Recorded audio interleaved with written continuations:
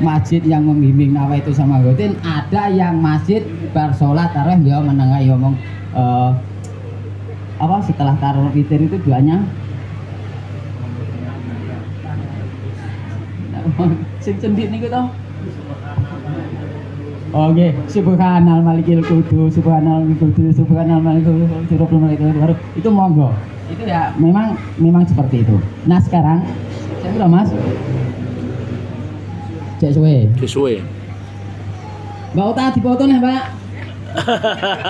Ya gue laporan gue ambekan sih loh, aku kan ngomong apa nih diserani ngene iki yang ibu-ibu sosialitas ibu sosialitas gue tenan nih toh milih liane bang ini foto nih. Oke, kedua niat harus ada ya, apalagi ini adalah puasa Ramadan, puasa wajib. Sesungguhnya puasa wajib itu ya hanya ada pada puasa Ramadan. Toh seandainya ada puasa qadha itu ganti, bayar. Yang ditinggalkan adalah juga karena puasa Ramadan yang ditinggalkan haid atau sakit atau safar dan sebagainya. Terus puasa kafarat ini hampir pasti tidak mungkin bisa kita laksanakan karena memang abot to niku. Mosok puasa kok swidak dina berturut-turut wis entuk 59 bukane jam 5 punjul 50 terus jam setengah 6 blabar haid wis ora kanggo meneh sing puasa seksual kanggo. Artinya apa? Memang terkait larangan puasa kafarat ini yang menyebabkan kena kafarat itu ya hampir-hampir pasti janganlah, dan sepertinya juga tidak mungkin. Meskipun zaman Nabi dulu adanya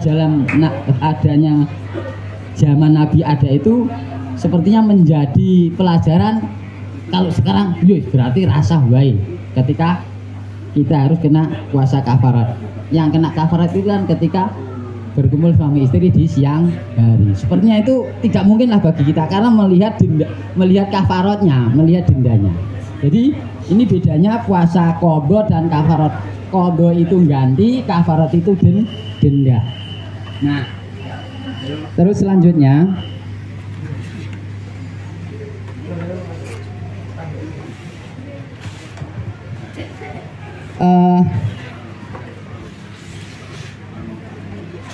di awal saya sampaikan bahwa puasa itu adalah puasa fisik dan puasa rohani.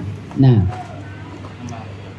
terkait dengan rekosone fisik, ya, terkait dengan rekosone fisik, maka dalam puasa niat saja itu belum cukup, ya, niat saja belum cukup.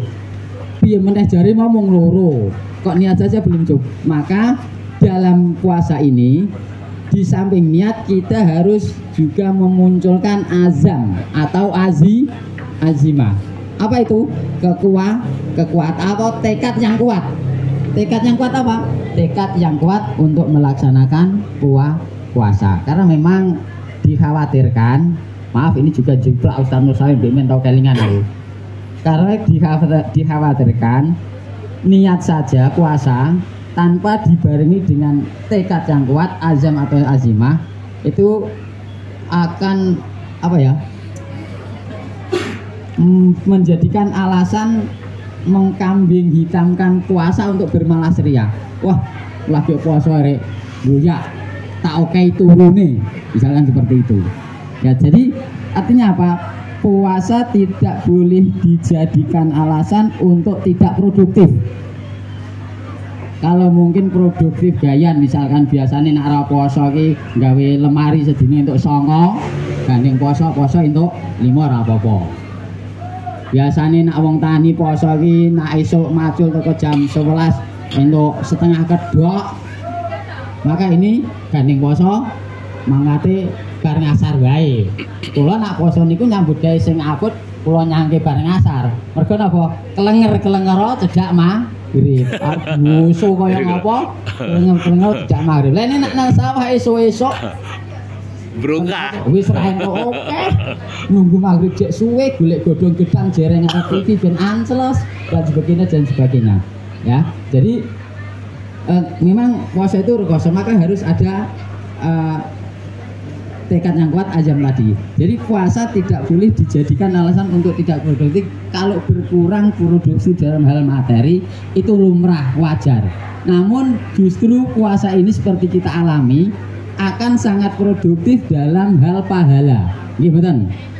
Justru karena puasa kita akan produktif dalam hal pahala.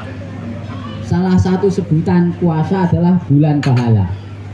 Maksudnya apa? Semua amalan yang dikerjakan di bulan puasa itu pahalanya dilipat gandakan dari 10 sampai 700. Dengan pun sering mireng, pahala sunnah dihitung wajib. Bahkan ya makan sahur itu maem toh, itu dihukumi sunnah. Lah wong maem kok sunnah. Kita kalau memahami sunnah pripun? Kalau wajib itu kan dikerjakan mendapat pahala, ditinggalkan dosa. Lah nak sunnah pripun buana? Mendapat pahala dikerjakan, kalau tidak dikerjakan tidak apa-apa. Itu bukan salah, tapi kita untuk memotivasi kita kuat lagi. Sunnah itu ketika dikerjakan berpahala, tidak dikerjakan rugi. Contoh, pas istirahat beberapa murid sholat duha, yang lain main game, mabar, FF dan sebagainya. Nah, terus saya sampaikan ke anak-anak, cah kui mau sholat duha, itu apa? Ganjaran. Kowe dolanan mabar FF, ya itu apa? Mboten entuk napa-napa. Sing kuwi entuk, sing kuwi kowe ora entuk, berarti kuwi untung, kowe rugi. Memang secara apa ya? Secara definisi dikerjakan mendapat pahala tidak apa-apa, tapi untuk mensemangati kita dikerjakan mendapat pahala tidak rugi. Poso iki pabrik ganjaran, madiang sahur itu ada nilai sunahnya. Maka rakyat tangguh nguyup, jangan lung sak ember sak ember, sak baskom. Sak baskom. Niki ngapunten kula kalih Bu niku, Bu tibae aku wis tuwa maem ki nak sahur-sahur ini nak nganggo jujo ngono tambah ban sithik-sithik iki ululane gampang.